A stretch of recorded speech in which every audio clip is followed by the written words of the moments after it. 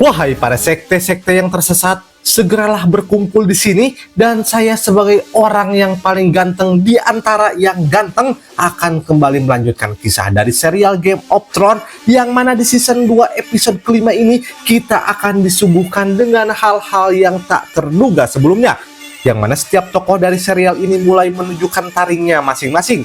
Biar tidak kebablasan, mending siapkan bantal, posisikan rebahan, seduhlah kopi Anda, dan selamatlah lajo. Now is nobar. Scene bermula dengan perbincangan antara Renly dan Catelyn. Catelyn membahas perihal anaknya yang tidak mempunyai keinginan yang serius untuk menduduki tahta setelah Lannister yang kalah dalam perang dan mengembalikan kembali saudara perempuannya. Ia akan kembali ke utara, sedangkan Robb juga menginginkan wilayah utara menjadi kendalinya. Renly menyetujui hal tersebut dan mengajukan sebuah syarat, yaitu ia harus bersumpah dengan sumpah yang sama yang ayahnya Ned ucapkan kepada King Robert pada 18 tahun yang lalu. Tiba-tiba saja datanglah sesosok bayangan hitam yang sebelumnya dilahirkan oleh Melisandre. Bayangan tersebut masuk dan langsung menghampiri Renly lalu menusuknya. Seketika saja Renly pun langsung nokat di tempat. Kemudian datanglah penjaga kerajaan yang masuk ke dalam tenda tersebut. Sialnya bagi Brian, pada saat kejadian ialah yang berada dekat dengan Renly dan tentunya prajurit yang lain menuduh Brienne sebagai pelaku atas kematian Renly. Catelyn menghampiri Brienne dan menyuruhnya agar segera pergi dari sana, karena kalau tidak dia akan dihukum gantung atas tuduhan itu. Lalu keesokan paginya Belys melihat para pasukan Stannis yang mulai mendekat ke pesisir pantai. Ia kemudian masuk ke dalam tenda di mana mayat Renly berada. Saat di dalam tenda, Margaery dan adiknya Ser Loras juga berada di sana. Belys mengatakan kepada mereka berdua, pasukan Stannis akan tiba dalam waktu 1 jam ke depan. Selain itu, ia juga mengingatkan pasukan Renly akan bergabung dengan Stannis setelah mereka tiba. Stannis juga akan membunuh mereka berdua. Mendengar hal itu, Ser Loras bersikeras akan tetap berada di dalam tenda. Dia bertekad akan membalaskan dendamnya dan akan membunuh Stannis. Belys kembali mengingatkan kalau pembalasan dendam itu tidak akan ada gunanya jika pada ujungnya ia akan mati. Margaery pun juga mencoba membujuk Loras untuk segera meninggalkan tempat tersebut. Belys juga menanyakan kepadanya tentang keinginan Margaery untuk menjadi ratu. Margaery menjawab kalau ia tentunya masih menginginkan menjadi satu-satunya ratu. Sekarang scene berpindah ke King's Landing. Kabar kematian dari Renly pun telah berhembus ke istana. Mendengar kabar tersebut, Cersei juga merasa senang dengan kabar kematian dari Renly. Tyrion mengingatkan kalau pasukan Renly akan membelok lalu bergabung kepada Stannis dan menjadikan Stannis lebih kuat dari sebelumnya. Ia juga menuturkan bahwa Stannis sedang menuju ke King's Landing. Selain itu, Tyrion juga mengingatkan Cersei untuk bersiap-siap dengan kedatangan Stannis. Tetapi Cersei malah menjawab kalau ia tidak perlu mengurusi hal itu. Semua itu telah diatur oleh raja dan juga merahasiakan semua rencananya dari para mata-mata. Setelah pertemuan itu, Tyrion langsung menemui Lancer. Tyrionlah yang menjadikannya sebagai mata-mata dari ratu. Tyrion menanyakan tentang rencana apa yang sedang disiapkan oleh sang ratu. Lancer mengatakan para ahli kimia kerajaan sedang membuat wildfire. Mereka juga telah menyiapkan ribuan tong wildfire yang digunakan sebagai amunisi dengan menembakkannya ke pasukan dan kapal-kapal Stannis. Tong tersebut ternyata telah disimpan di bawah tanah. Langsung saja, Tyrion mendatangi para ahli kimia kerajaan lalu menanyakan tentang wildfire ini.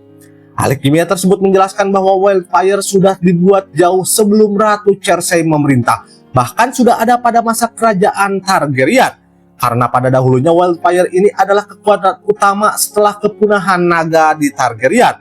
Kemudian Tyrion menanyakan berapa banyak jumlah wildfire yang telah ia buat.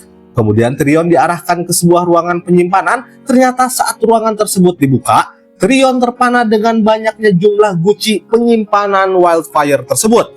Tyrion berspekulasi bahwa dengan guci wildfire sebanyak ini akan mampu meratakan King's Landing dengan tanah.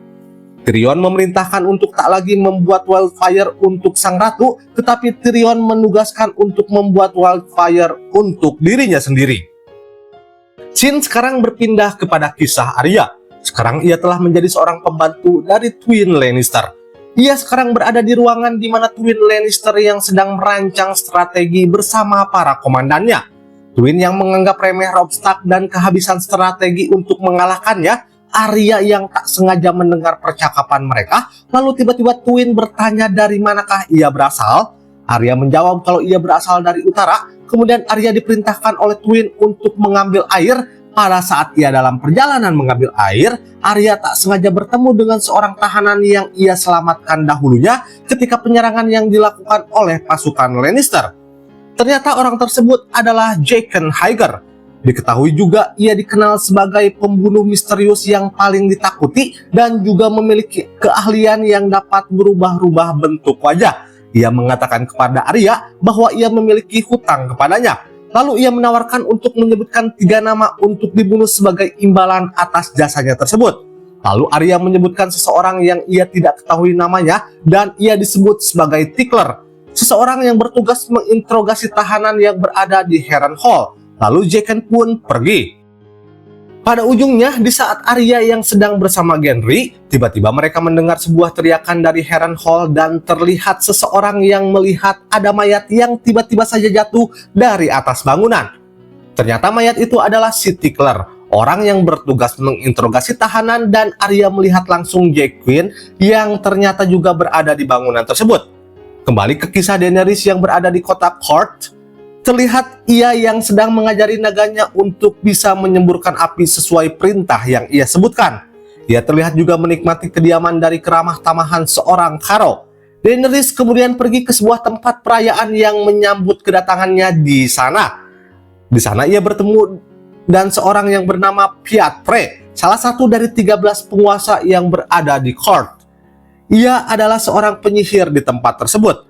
Lalu datanglah Kharo yang mengajak Daenerys berjalan-jalan dengannya. Tiba-tiba datanglah seorang wanita yang tak dikenal dan menghampiri Sejora.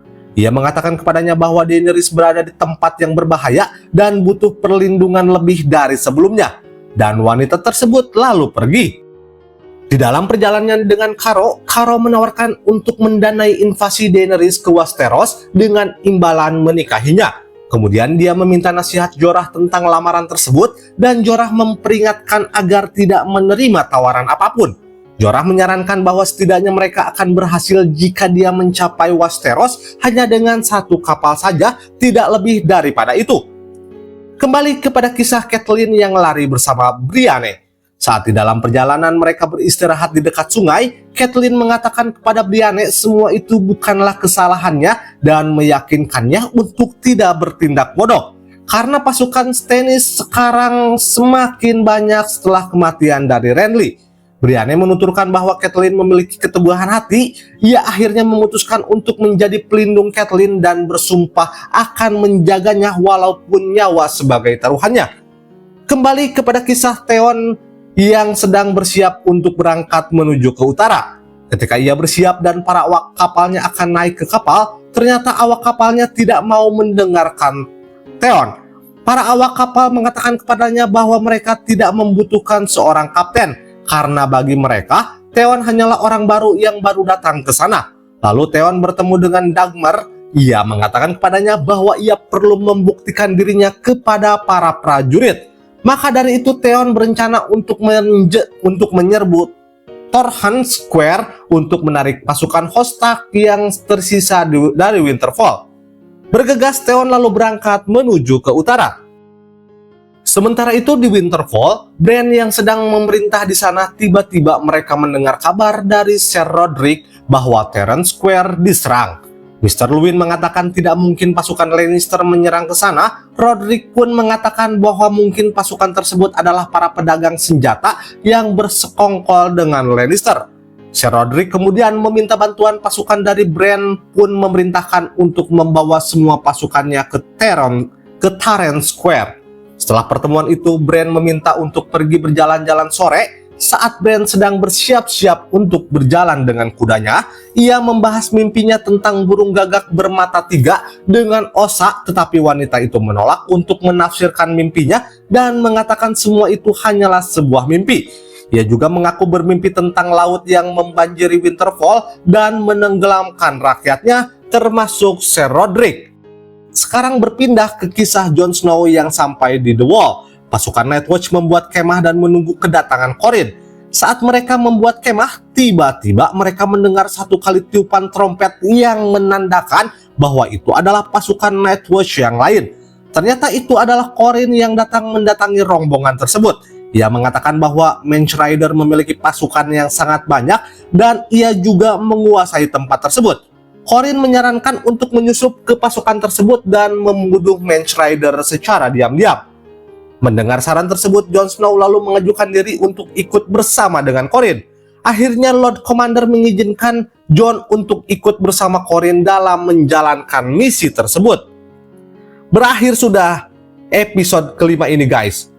Tunggu terus kelanjutannya dan tetap pantengin terus layar YouTube Anda. Bye.